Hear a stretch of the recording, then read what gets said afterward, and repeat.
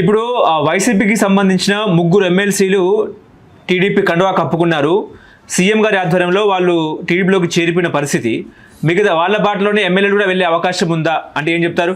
వాళ్ళు ఇప్పుడు వైసీపీలో ఒకటి పెట్టుకోండి అబ్బా, ఏ ఎమ్మెల్సీ ఏ ఎమ్మెల్యే వాళ్ళు స్వతహాగా స్వయం ప్రకాశితులు కాదు. ఇద్దరు ముగ్గురు తప్పితే అందరూ ఆ జెండా పట్టుకుని ఆ మొహం పెట్టుకుని గెలిచేవాళ్ళే. వీళ్ళు ఉన్నా ఒకటే ఊడినా ఒకటే. వీళ్ళ వల్ల పార్టీకి నష్టం కానీ ప్రయోజనం. ఎందుకంటే వీళ్ళందరూ కూడా స్వతహాగా స్వయం ప్రకాశం ఉన్నవాళ్ళు కాదు. ఆ ఫోటో పెట్టుకుని ఆ జెండా పెట్టుకుని గెలిచారు, అది పోయింది పోతారు. సో వీళ్ళు రేపు ఏ పార్టీ అధికారులు ఉంటే ఆ పార్టీకి పోతారు, ఏ పార్టీ అధికారులు వస్తూ ఉంటే ఆ పార్టీలోకి చేరతారు. వాళ్ళ పబ్బం గడుపునే రాజకీయ వ్యభిచారం తప్పితే వాళ్ళ గురించి వాళ్ళు ఈ పార్టీలో ఉండటం వల్ల పవన్కు ఇది జగన్కి వచ్చిన లాభమూ లేదు, పోవటం వల్ల వచ్చే ఊడే నష్టం లేదు, వెంట్రుకు కూడా పోకూడదు. కనుక వస్తూ ఉంటారు పోతూ ఉంటారు. వీళ్ళంతా ఇలాంటి రాజకీయ వ్యభిచారులు ప్రతి పార్టీలో ఉంటారు. ఎవరు అధికారంలోకి వస్తారో, ఎవరు అధికారంలో ఉంటే వాళ్ళ కొమ్ము కాయటం, వాళ్ళకి భయం చేయటం, ఈ దరిద్ర సెటప్ రాజకీయాల్లో ఒక వర్గం ఉంటారు, ప్రతి పార్టీలో ఉంటారు. అదే ఇలాంటి పార్టీ రేపు ఇదే మనుషులు రేపు ఎన్నికలైనా గెలిస్తే మళ్ళీ వైసీపీ కాళ్ళ దగ్గరికి వస్తారు. సో వీళ్ళకి నీతి నియమం ఉండదు, వీళ్ళకి ఒక నిబద్ధత ఉండదు, ఒక నీతి రీతి ఉండదు. వీళ్ళకంటే ఎవరు ఆ పొజిషన్లో వస్తారో ఉన్నారో రేపు వస్తారో లెక్క ఉండదు. వాళ్ళ కాళ్ళ దగ్గరికి వెళ్ళిపోవటం, వాళ్ళకి భయం చేసుకుంటాం, కాలం గడిపేసుకుంటాం తప్పితే వీళ్ళకు ఒక హోదాతనము రాజకీయ ఇది ఉండదు. అలాంటి ఉంది, వాళ్ళ గురించి పెద్దగా పట్టించుకోవాల్సిన అవసరం లేదు. ఇప్పుడు విశాఖకు మరో స్టీల్ ప్లాంట్ వచ్చే అవకాశం ఉందంటూ మాట్లాడుతున్నారు. ఇప్పుడున్న విశాఖ స్టీల్ ప్లాంట్ ఏమో ప్రైవేటీకరణ చేస్తున్నారు, ఇప్పుడేమో కొత్త స్టీల్ ప్లాంట్ అంటూ మాట్లాడుతున్నారు. అదేంటంటే కర్ణాటక మాట అంటానికి కొత్త స్టీల్ ప్లాంట్ అనే మాట అంటానికైనా కనీసం నాలుగు సంకోచిందంట వీళ్ళకి కోట ప్రభుత్వం. కనీసం నాలుగైనా సంకోచిందా? నాలుగుకి పళ్ళకి ఒకసారి పోటీ వచ్చిందట.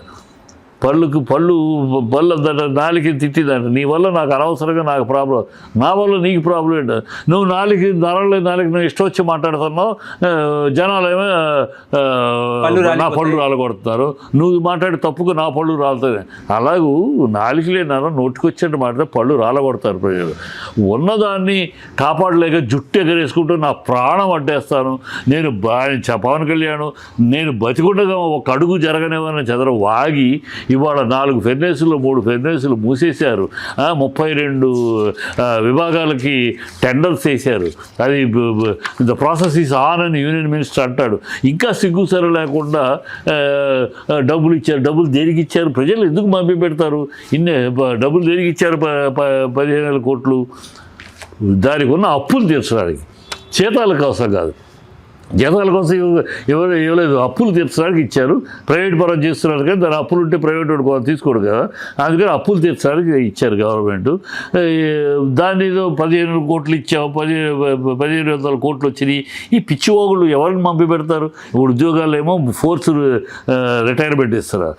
ఇంకా ఇప్పుడు దీనికి అసలు మీకు ఏదైనా పవన్ కళ్యాణ్ నాకు డైరెక్ట్గా పిఎం తోడి మాట్లాడే అవకాశం ఉంది, నేను చాలా డైరెక్ట్గా ఫోన్ చేయిస్తున్నా, అంత అవకాశం ఉన్నవాడు నాయన ఇళ్ళు ఈ వైజాగ్ స్టీల్ ప్లాంట్కి raw material supply mines allot చేయించు, వెళ్ళి కూర్చొని అలాట్ చేయించు, ఆ పని చెయ్యి. అది లేకుండా ఊరినే నాకు ఆయన తెలుసు ఈయన తెలుసు నేను డైరెక్ట్గా ఫోన్ ఎవరు మాట్లాడలేదు? కృష్ణ గారు మాట్లాడలేదు, రాజీవ్ గాంధీ ప్రైమ్ మినిస్టర్ గారు డైరెక్ట్గా ఫోన్లో, రామారావు గారు మాట్లాడలేదు. ఎవరు నువ్వు ఫస్ట్ టైం ఉప ముఖ్యమంత్రి ఏదో అసలు కనివిని 7వ ఉప ముఖ్యమంత్రి ఆంధ్ర రాష్ట్రంలో, మొదటి కాదు ఆఖరుడు కాదు, 7వ వాడు ఇప్పటికి కదా. ఏదో ఉప ముఖ్యమంత్రి అనగానే అసలు ఏదో ఫీల్ అయిపోయి మాట్లాడతారు. నాకు డైరెక్ట్గా ఎవరు ఎంతమంది మాట్లాడాలా? ఎంతమందికి డైరెక్ట్గా యాక్సెస్ ఉండేది? వాళ్ళు ఫస్టా లాస్టా కాదు, ఏదో పెద్ద ఈయనే ఫస్ట్ టైం అన్నట్టు దానికి తగినట్టు ఆడ బజర్ పనులు మాట్లాడేట్టు. ఆయన ఏంటంటే ఈయన కనపడినప్పుడు బుధం తట్టి చాక్లెట్ ఇస్తున్నాడు పిల్లాడి కూర్చో అన్నట్టు. నాకు ఆయన బాగా తెలుసు చెయ్యి, నిజంగా బాగా తెలుసు నీకు, నీ మాట ఆయన వింటాడు, ఆయన ఉంటే మంచిదే, సంతోషమే. నువ్వు వెళ్ళి వైజాగ్ స్టీల్ ప్లాంట్ తరలిపోకుండా దానికి రా మెటీరియల్ సప్లైగా మైన్స్ గీన్స్ దానికి అలర్ట్ చేయించు, వెళ్ళి కూర్చుని, అప్పుడు మిగులుతుంది కదా. వాళ్ళు ఎందుకు ప్రైవేట్కి ఇస్తున్నారు? రా మెటీరియల్ దానికి ఓరు ఐరన్ ఓరు సప్లై చేసేటానికి లేదు. బయట తెప్పించుకోవాలంటే గవర్నమెంట్కి ప్రాబ్లం. గవర్నమెంట్ తెప్పించుకుంటారు, వాడు మధ్యలో ఆపేసి ఏమైంది గవర్నమెంట్. సో ప్రైవేట్ వాడైతే వాడు కష్టమో నష్టమో వాడు చేసుకుంటాడు. వాడు బయట నుంచి తెప్పించుకుంటాడు, అగ్రిమెంట్ వేసుకుంటాడు, ఏదో వేసుకుంటాడు, వాడు తెచ్చుకుంటాడు. అందుకని ప్రైవేట్కి ఇచ్చేయాలి, మన వల్ల కాదు ఇది, దందా జరుగుతుంది అని వాడు రిపోర్ట్. బాగా లోపలంతా మిస్సింగు, లారీ లోడ్ బయటికి వెళ్తే సగం అక్కడే రోడ్డు మీద సగం అమ్మేస్తున్నారు బయట అవుట్స్కట్ వెళ్ళగానే ఐరన్. ఇట్లా రకరకాల ఆరోపణలు, అవి వాస్తవాలు ఎంతో తెలియదు, ఆరోపణలు ఉన్నాయి. కనుక అది ఇచ్చేసుకుంటే ప్రైవేట్ చూసుకుంటారు ప్రభుత్వ సెంట్రల్ గవర్నమెంట్. నువ్వు ఆ రోజేమో ఆ పొజిషన్లో ఉన్నప్పుడేమో డామ్ డూమ్ ఖర్చు ఇచ్చేస్తాం, ఇప్పుడు చేస్తాం, ప్రాణం అడ్డేస్తాం. ఇవాళ అధికారంలో ఉన్నావు, ఇప్పుడేమి చించుతున్నావు? గొంతు చించుకోవే. అప్పుడు గొంతు ఆవేశం ఊగిపోయావే, ఇప్పుడేమీ మాట్లాడవే. చంద్రబాబు మాట్లాడే. ఇప్పుడు ఇంకోటి ఏదోట ఇది లేదు, ఏదో ఉంది, పిన్నమ్మకి అమ్మక లేదు, పిన్నమ్మకి గాజులు అని అంటారు, అలా ఉంది. ప్రజలు ఎంత మోసం చేస్తారా, ఎంత కాడికి మోసం చేస్తారు, ఎన్ని విషయాల్లో మోసం చేస్తారు, ఎంత దారుణమైన అబద్ధాలు, పచ్చి అబద్ధాలు, సిగ్గు సరం లేకుండా, నీతి లేకుండా ఇంత పచ్చి అబద్ధాలు ఆడతారా? ప్రజలు ఎంతగా మోసం చేయడానికి ప్రయత్నిస్తారా?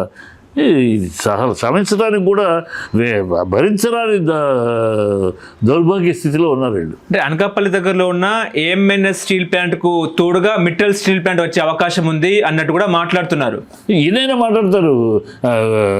హైదరాబాద్కి వైజాగ్కి వైజాగ్ బీచ్కి తీసుకెళ్ళి అమరావతిలో పెడతామని కూడా మాట్లాడతారు. బుల్లెట్ రైలు అమరావతికి బుల్లెట్ రైలు కూడా వస్తుందంట కదా. అమరావతి బుల్లెట్ రైలు ఎప్పుడైనా బుల్లెట్ రైలు రావచ్చు. అది మోడీ గారి ఈయన అది కూడా నేనే తెచ్చారంటాడు. ఇప్పుడు మోడీ గారు 2000 విజన్ 247 అనగానే ఈయన 247 అంటున్నాడు. రేపేమంటాడు కొన్నాళ్ళు అయినాక అసలు మోడీకి ఆ విజన్ గురించి చెప్పింది లేదంటాడు.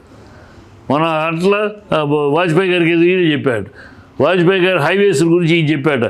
వాజ్పేయి గారు 1962లో పార్లమెంట్లో మాట్లాడుతూ ఆయన పార్లమెంట్లో చెప్పాడు, ఏ దేశమైనా ఈ ప్రపంచంలో ప్రగతి సాధించద్దంటే connectivity, transport connectivity, highways connectivity ఉన్న దేశాలే బాగుపడినాయి. మన దేశానికి అది చాలా ముఖ్యం. కనెక్టివిటీ అప్పుడే జవహర్లాల్ నెహ్రూ మెచ్చుకుని ఏనాటికైనా నువ్వు ప్రధానమంత్రి అవుతావు ఈ దేశానికి అన్నారు. అప్పుడు చెప్పింది ఈయన, నేనే చెప్పాను, అప్పటికి ఈయన పుట్ల నేనే చెప్పాను అంటాడు.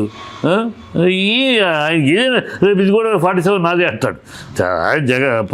చంద్రబాబు గారు ఎవడు చేసినా ఆ బిడ్డ నాదే అని చెప్పుకునే ధైర్యం అయ్యా, చాలా ధైర్యం. అలా అబద్ధం చెప్పడానికి కూడా చాలా సాహసంగా ఆయన సిగ్గు, అస్సలు నిక్కచ్చిగా, అసలు నిస్సిగ్గుగా ఆ బ్లాటెంట్ అబద్ధాన్ని కూడా చాలా గొప్పగా చెప్పేస్తాడు. అది ఆ నైపుణ్యం అతనికి. కళ్ళు కూడా ఆర్పకుండా నిజమేనేమో అని మనకు కూడా అనుమానం కలిగించేలా పచ్చి అబద్ధాన్ని, స్వచ్ఛమైన అబద్ధాన్ని కూడా తనంతలాగా చెప్పేస్తాడు. తనది కాంతి కూడా తందని చెప్పేస్తాడు. ఎవరికో పుట్టిన బిడ్డ నా బిడ్డే అని చెప్పుకునే ధైర్యం ఆయనకు ఒక్కడికే.